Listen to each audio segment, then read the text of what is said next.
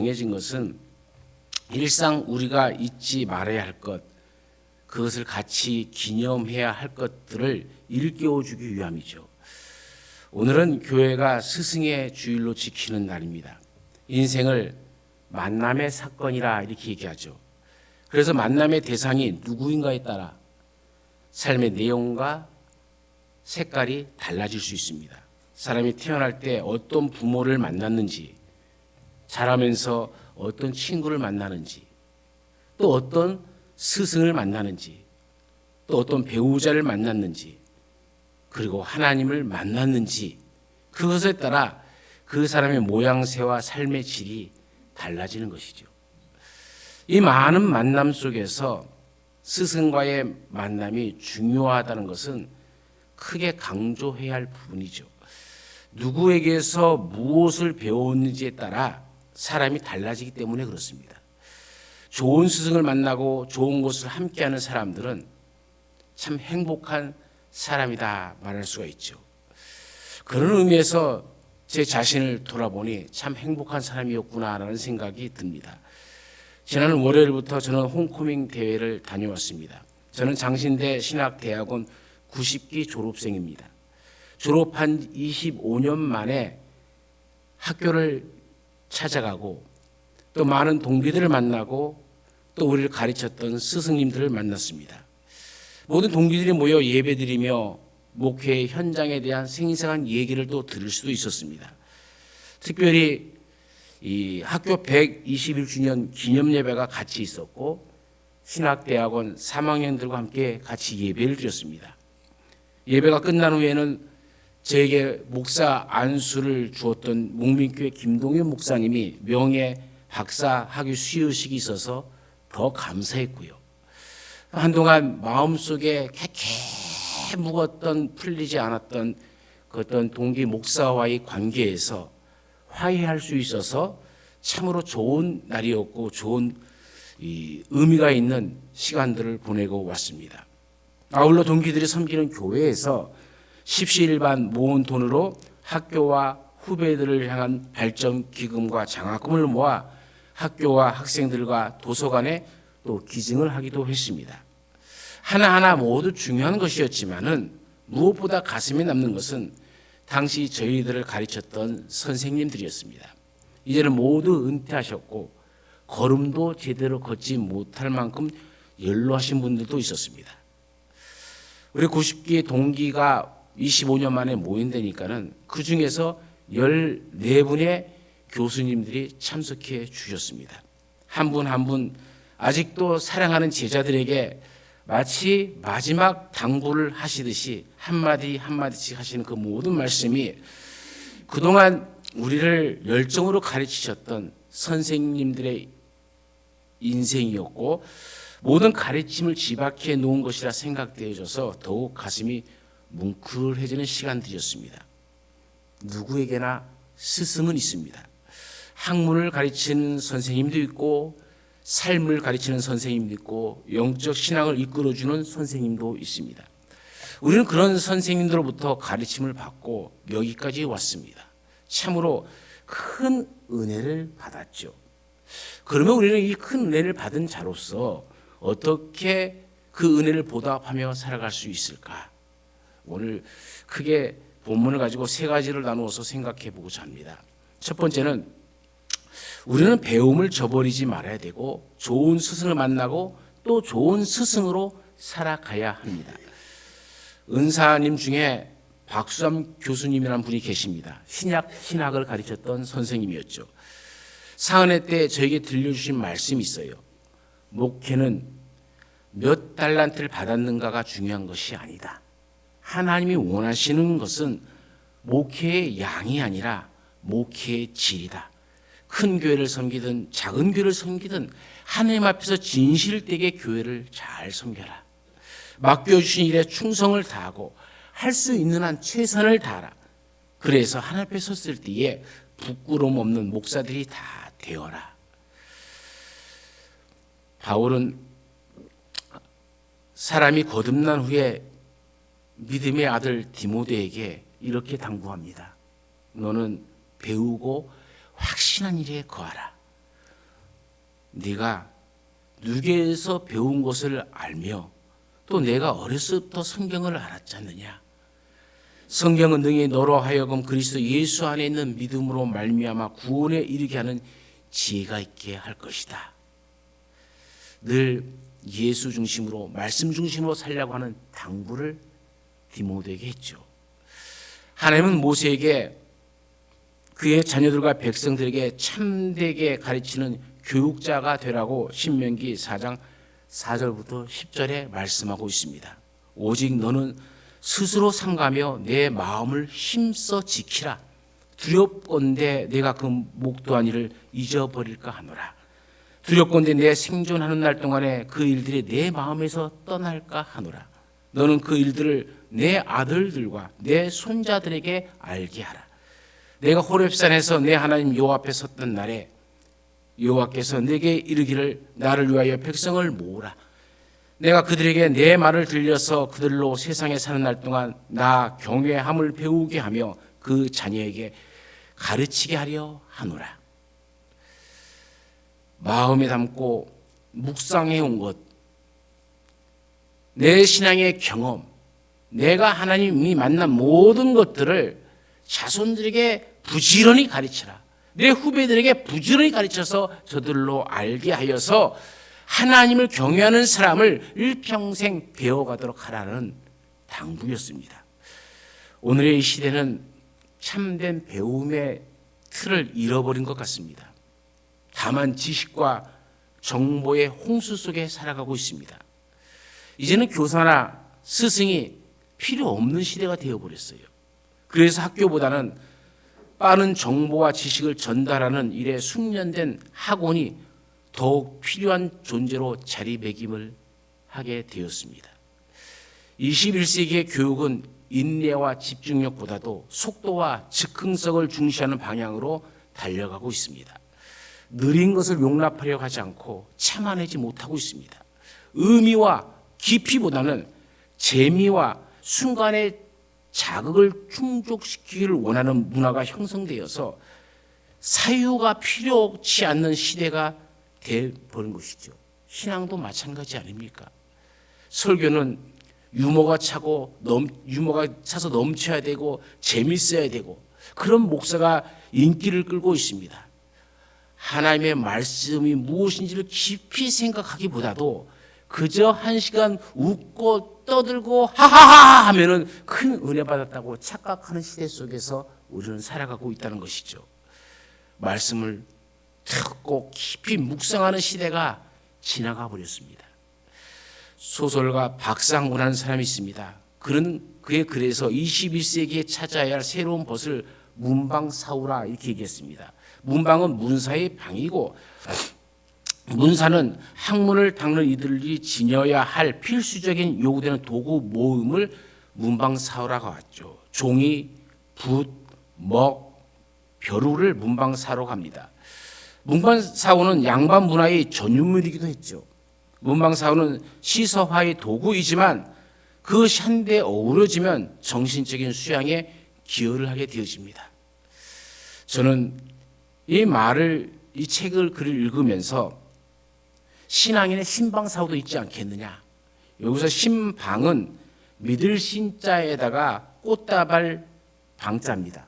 이 꽃다발 방자는 향기롭다라는 향기를 뜻하는 말이기도 합니다. 신방은 그래서 믿음의 좋은 향기를 말합니다. 사우는 믿음의 사람이 나타내야 할 4가지 향기가 우리 가운데 있어야 된다고 생각합니다. 이 향기는 그리스도의 향기를 말하는데 첫 번째는 말씀의 향기, 곧 예배입니다. 두 번째는 기도의 향기, 곧 삶입니다. 세 번째는 찬양의 향기. 찬양이라는 것은 곡조를 부르는 노래가 아니라 하나님을 영광스럽게 하기 위해서 하나님의 뜻을 구하는 것을 찬양이라 합니다. 전도의 향기도 있어야 되지 않겠습니까? 하나님이 주신 사명입니다. 조선시대 명필 추사 김정희가 친구 권돈인에게 보낸 편지에서 내 글씨는 아직 말하기를 부족함이 있지만 나는 70평생에 벼루 10개를 미창냈고 붓 1,000자루를 몽땅 붓으로 만들었다고 말을 했습니다. 아름다운 추사체를 만들기 위해서 벼루 10개가 다 달아졌고 붓 1청구가 몽땅 붓이 되어버리고 말한 것이죠. 그만큼 노력과 힘씀과 애씀이 있었다는 겁니다.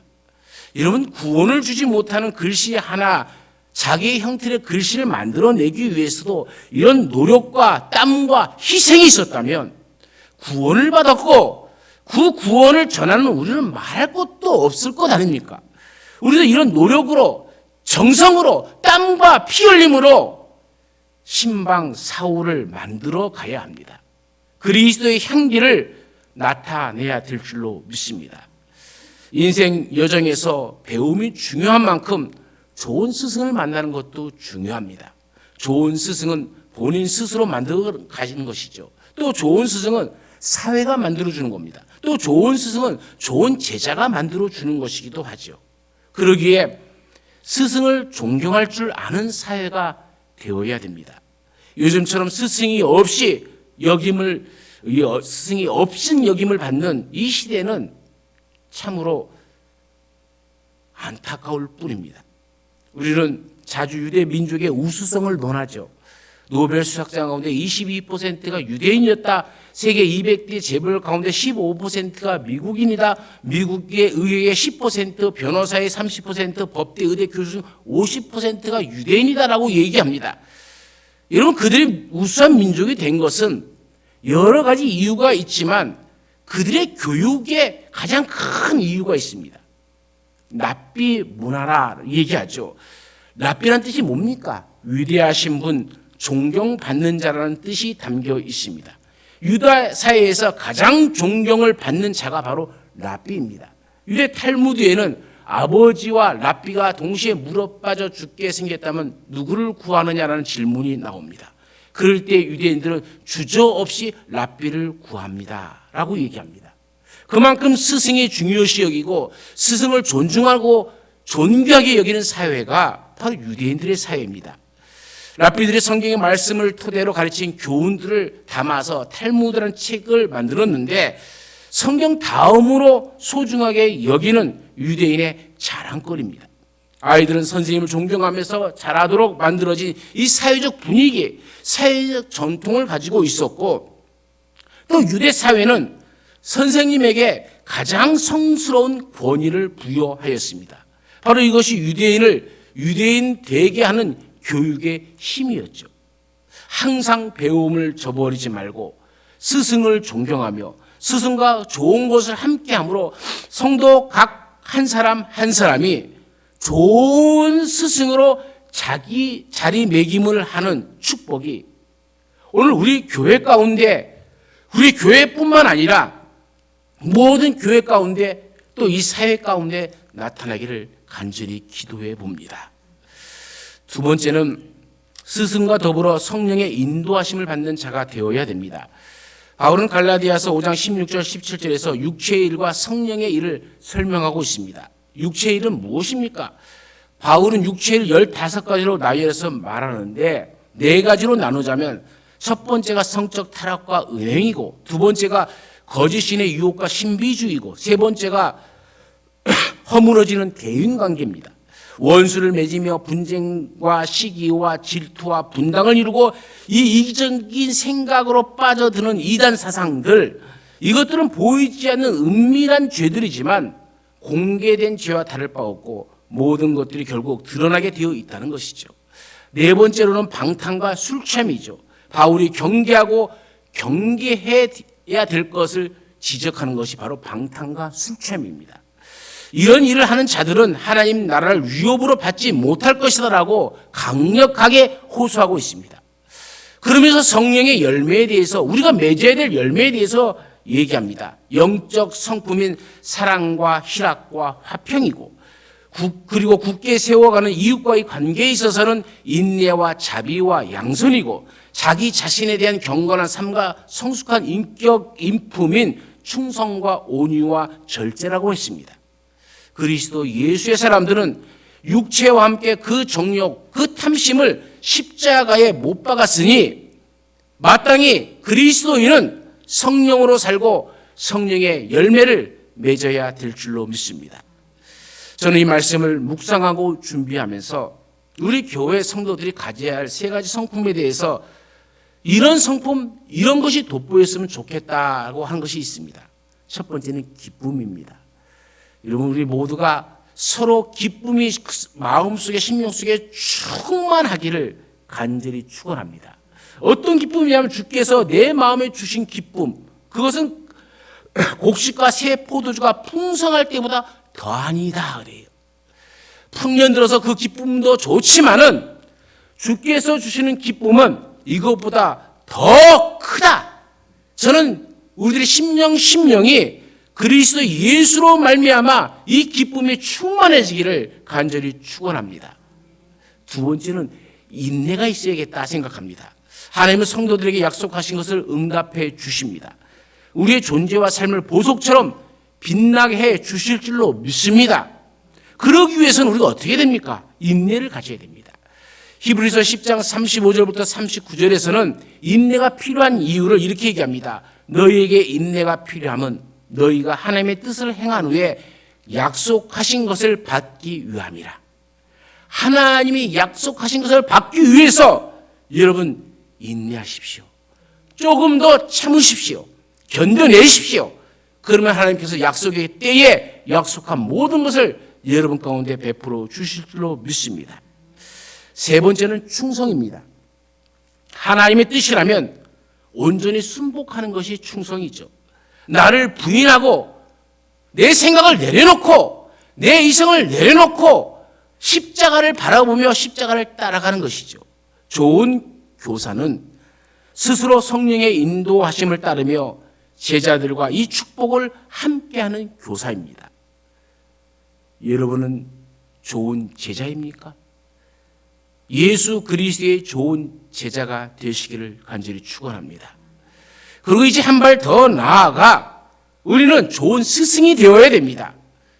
그래야 우리 교회가 좋은 교사와 좋은 제자가 많아져서 주의 뜻을 온전하게 행하는 그런 교회가 되어지기를 간절히 사모합니다. 세 번째는 스승과 더불어 경건한 삶을 이루어 가야 합니다. 바울은 오늘 본문에서 경건한 삶을 구체적으로 제시하고 있습니다. 성별된 삶, 서로 책임지는 삶, 끊임없이 변화를 추구하는 삶, 스승을 늘 가까이 하는 삶, 기회를 잃어버리지 않는 삶을 말하고 있습니다. 성별된 삶을 살기 위해서 첫 번째로는 유혹과 죄악을 물리쳐야 됩니다. 유혹과 죄악이 여러분 멀리 있는 게 아닙니다. 독버섯처럼 우리 가운데 뿌리를 내리고 자라고 있습니다. 항상 우리 가까이에 있습니다. 만일 범죄한 일이 드러나거든 누구든지 범죄한 일이 있을 수 있다는 얘기입니다. 그럴 때 우리는 어떻게 해야 되냐는 거예요. 온유한 심령으로 바로 잡아주라 라고 오늘 본문은 얘기하고 있습니다. 그러면서 너 자신을 살펴 시험을 받을까 두려워하라 이렇게 얘기합니다. 그것이 늘 우리 주위에 있기 때문에 우리는 스스로 시험을 받을까 두려워할 줄 알아야 됩니다. 유혹과 죄악에는 장사가 없는 법입니다. 그러므로 성결된 경건한 삶의 울타리를 여러분 굳게 만드시고 굳게 지켜가시기를 간절히 바랍니다. 두 번째로는 서로 책임을 지는 삶으로서는 서로가 짐을 지고 그리스도의 법을 성취하라 얘기합니다. 얼마나 아름다운 이야기입니까? 내 짐은 내가 지고 내 짐은 내가 지고 서로가 각자의 짐을 지고 자기 십자가를 지고 하나님께 한 걸음 한 걸음 나아가는 그 모습입니다. 세 번째는 변화를 추구하는 삶으로서는 되지 못하고 된 줄로 생각하면 스스로 속임이라 했습니다. 되지 못하고 된 줄로 생각하지 말라는 얘기입니다. 선 줄로 생각하는 자는 넘어질까 조심하라 얘기하고 있습니다. 바울은 빌립보 교회 성도들에게 편지하면서 이렇게 얘기합니다. 내가 이미 얻었다 함도 아니요 온전히 이루었다 함도 아니라 오직 내가 그리스도 예수께 잡힌 바 된 그것을 잡으려고 쫓아가노라. 형제들아 나는 아직 내가 잡은 줄로 여기지 아니하고 오직 한 일 즉 뒤에 있는 것은 잊어버리고 앞에 있는 것을 잡으려고 표대를 향하여 그리스도 예수 안에서 하나님이 위해서 부르신 부름의 상을 위하여 쫓아가노라. 위대한 사도 바울도 나는 된 것 아무것도 없습니다. 나는 아무것도 아닙니다. 오직 내 표대는 그리스도 예수입니다 하면서 오직 예수님의 그 표대를 향해서 하나님이 주시는 그 부르심의 상을 위해서 자기의 인생을 하나님께 드렸습니다. 우리도 그런 삶을 살아가시기를 간절히 축원합니다. 네 번째는 스승을 가까이 하는 삶으로서는 가르침을 받는 자는 말씀을 가르치는 자와 모든 좋은 것을 함께 하라 했습니다. 주의 종들과 함께하는 훈련을 해야 됩니다. 내가 직접적인 관련이 없다 할지라도 열린 마음으로 함께하는 이들이 되어야 됩니다. 기쁨도 또 괴로움도 같이 나누어서 기쁨은 배가 되어지고 괴로움은 소멸되어지는 그런 우리의 삶이 되어지기를 간절히 축원합니다. 다섯 번째는 기회를 잃어버리지 않는 삶으로서는 사람이 무엇으로 심든지 그대로 거둔다 했습니다. 하나님이 우리에게 심고 거두어 드릴 때를 주셨습니다. 씨앗을 뿌리는지, 왜 씨앗을 뿌리는지, 어떤 씨앗을 뿌려야 되는지 우리가 그걸 주목해야 됩니다. 자기 육체를 위하여 심는 자는 육체로부터 썩어질 것을 거두고 성령을 위하여 심는 자는 성령으로부터 영생을 거두리라 이야기하고 있죠. 육체를 심으면서 영생을 거둘 수가 없습니다. 성령을 위하여 심는 자는 육체로부터 썩어질 것을 거두는 것이 아닙니다. 그러므로 뭐라고 얘기합니까? 선을 행하다가 낙심하지 말라. 우리가 심었습니다. 그런데 안 자라난다고 낙심하지 마십시오. 인내하십시오. 때가 이르면 하나님께서 우리에게 후하게 베풀어 주실 줄로 믿습니다. 사랑하는 여러분, 우리나라 아이들이 저는 선생님들을 존경하면서 자라기를 바랍니다. 또 선생님을 존경하면서 자라도록 이 사회 분위기가 그렇게 좀 만들어졌으면 좋겠습니다. 사회는 선생님들에게 가장 성스러운 권위를 부여하였으면 좋겠습니다. 특히 성도들은 신앙을 주도하는 이 지도하는 주의 종들을 귀히 여기고 좋은 것을 함께하는 이들이 되어야 될 줄로 믿습니다. 특별히 우리 교회는 항상 배움을 저버리지 마시고 스승을 존경하며 스승과 좋은 것을 함께함으로 성도 각 사람이 좋은 스승으로서의 자리매김을 하는 그런 기회가 되었으면 정말 좋겠다 하는 생각이 듭니다. 마지막으로 이번 25주년 홈커밍 대회 때 마지막으로 저에게 말씀해 주신 오성춘 교수님이 들려주신 말씀으로 설교를 마치고자 합니다. 이 오성춘 교수님은 영성훈련 담당을 하셨습니다.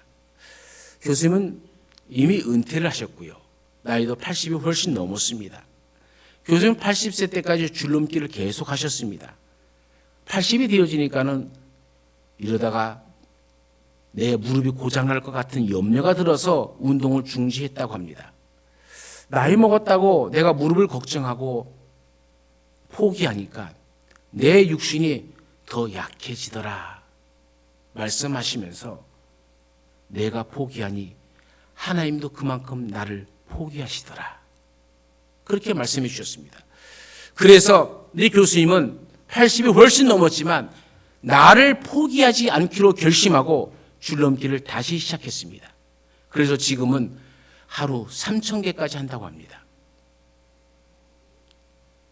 이 교수님이 저희들을 보면서 여러분이 25년이 지나니까 늙어가네. 나는 여러분이 늙어가는 것이 참 심히 걱정된다. 그러면서 들려주신 말씀입니다. 여러분이 포기하면 하나님도 여러분을 포기하지 않을까 염려된다. 그러니 여러분은 절대로 포기하지 말라. 여러분, 내가 포기하면 하나님도 포기하십니다. 내가 포기를 안 하면 하나님도 포기하지 아니하시고 반드시 언약한 것을 지켜주실 줄로 믿습니다.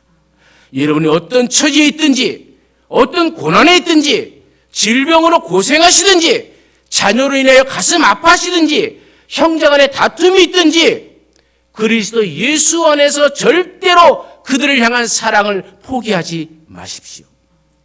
절대 포기하지 마시고 부지런히 그들에게 주의 말씀으로 꿈과 비전을 심어주시고 복음을 통해서 구원의 확신과 거룩한 씨로 행복하게 사는 삶이 무엇인지를 터득시켜 주시고 서로에게 본을 보이고 진리를 가르치고 서로 사랑으로 돌보는 가정이 되시고 우리 교회가 되어서 하나님께서 회복케 하시고 치유하시고 온전케 하시는 복이 여러분의 가정과 우리 교회 위에 함께하기를 간절히 축원합니다. 친히 우리의 스승이 되신 예수님, 우리를 사랑하시어 좋은 스승을 보내주셔서 우리로 하나님을 믿게 하셨고 세상에 물들지 않도록 이끌어 주셨음을 감사함을 드립니다. 세월의 흐름 속에 우리도 누군가의 부모가 되었고 또 누군가에게 삶에 영향을 끼치면서 살고 있습니다. 우리 자신을 뒤돌아보며 나는 좋은 제자였는지 또 누군가에게 나는 좋은 선생이었는지 깊이 생각하는 시간이 되게 하옵소서. 그리고 이제는 더 좋은 스승의 본이 되기 위하여 더욱더 주님 붙잡고 주님 닮아가는 모습으로 날마다 주님이 주시는 기쁨으로 충만해지는 우리가 되게 하옵소서. 언제나 우리의 참 스승이신 예수님의 이름으로 기도드리옵나이다. 아멘.